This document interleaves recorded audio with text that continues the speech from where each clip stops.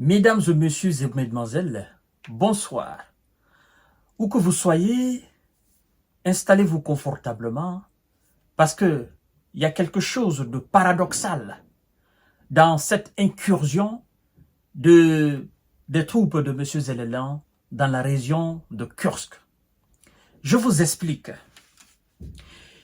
Vous savez, il y a quelques jours, les hommes de Zelelan, en manque de succès facile face aux troupes de M. Vladimir Poutine, au niveau de toutes les lignes de front, ont essayé d'envahir la Russie par le nord, vers la région de Kursk.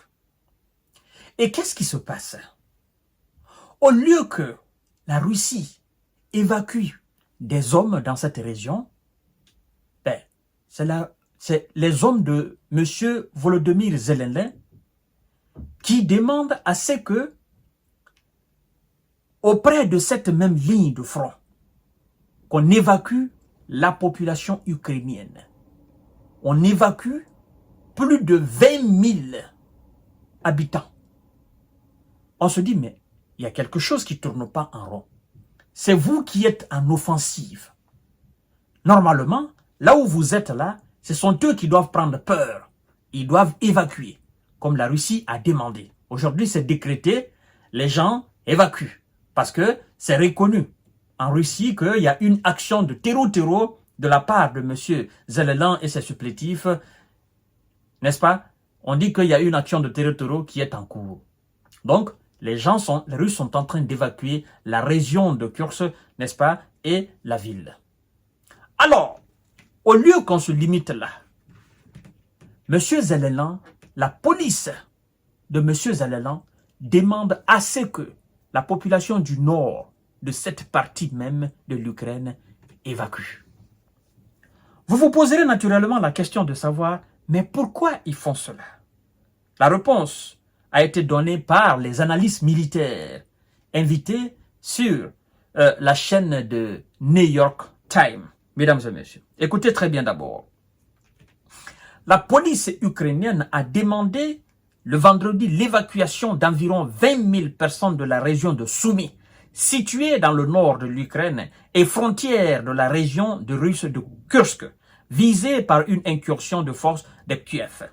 Sur Telegram, la police précise que ces évacuations sont nécessaires dans 28 localités en raison du feu ennemi sur les zones, assurant que les secours et les services locaux participent aux opérations.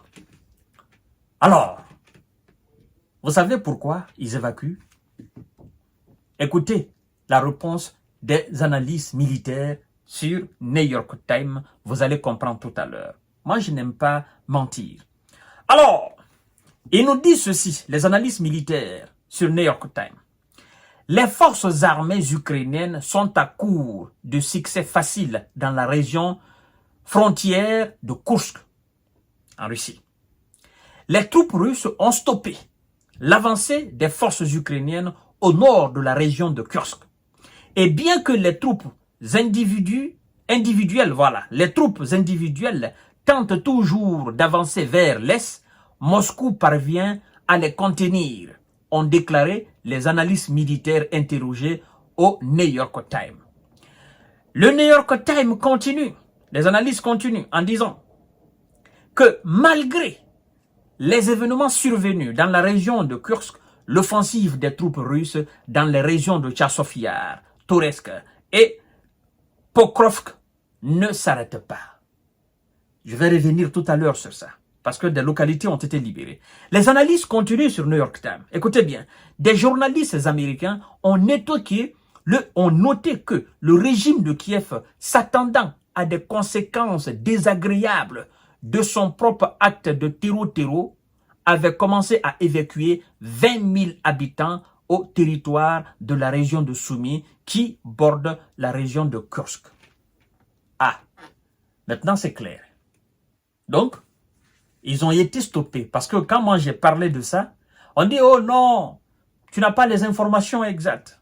Non, tu ne comprends pas ce qui se passait sur le terrain. » Ils ont été stoppés.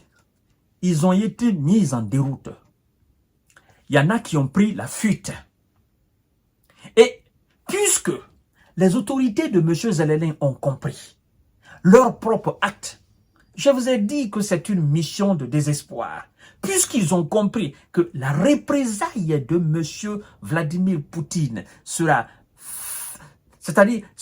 complètement désagréable et non appréciée, ils demandent l'évacuation de cette localité même. On vous parle de 18 localités, n'est-ce pas, dans la région de Soumy. Mesdames et messieurs et mesdemoiselles, c'est pourquoi je dis ce gars, il reçoit souvent de très mauvais conseils. Et pendant ce temps, il faut bien noter que au niveau de toutes les autres lignes de front, la Russie commence à faire des succès. Elle continue à faire, elle continue à libérer des localités. Elle continue à libérer des villages.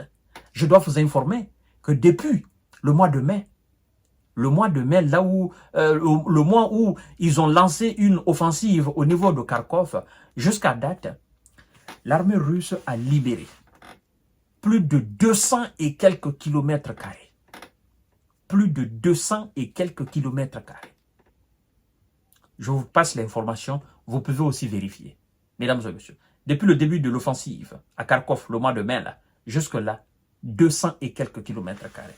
Il y en a qui passent même à 300 kilomètres carrés.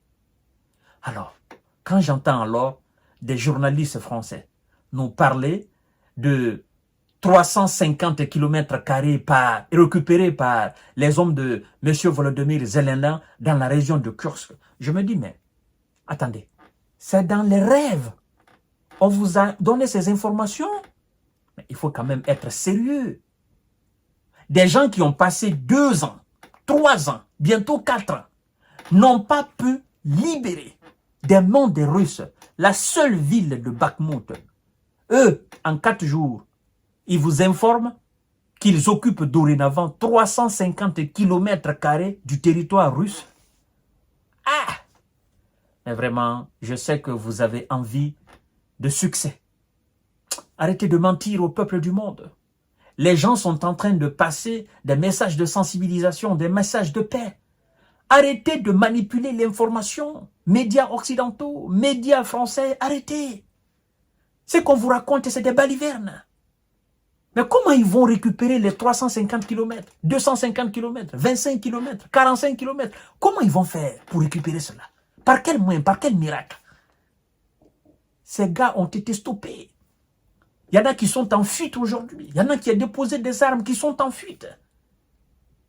Il y en a qui sont tombés, plus de 1000 et quelques qui ont été envoyés au repos éternel. Vous êtes en train d'encourager des enfants d'autrui à aller à l'abattoir, tout simplement. Parce que là, ce qui va suivre, non seulement ils sont stoppés, mais ce qui va suivre après, c'est vous, médias français. C'est vous qui allez encore commencer à parler. Oh non, ils ont fait ça aux civils. Oh non, ils ont fait ça à l'hôpital. Oh non, ils ont fait ça à l'école. Oh non, ils ont fait ça à l'hôtel. Oh non, ils ont fait ça au centre commercial. Oh non, ils ont... Arrêtez. Arrêtez d'encourager ce qui n'est pas encouragé. Passez des messages de paix, des messages de sensibilisation, des messages de négociation. Arrêtez de mentir aux gens. Ça ne va vous servir à rien. Parce que vous racontez des contre-vérités. Et quand la vérité maintenant apparaît devant vous, vous êtes à court d'arguments. Parce que quelqu'un qui ment, lorsque la vérité apparaît devant lui, qu'est-ce qu'il fait? Il cherche des arguments afin de rallier cette vérité. Mais nous ne sommes pas dupes. Nous savons ce qui se passe. Nous n'avons pas un seul tuyau d'information. Il y en a plusieurs. Vous voyez? Alors, mesdames et messieurs, restez tranquilles.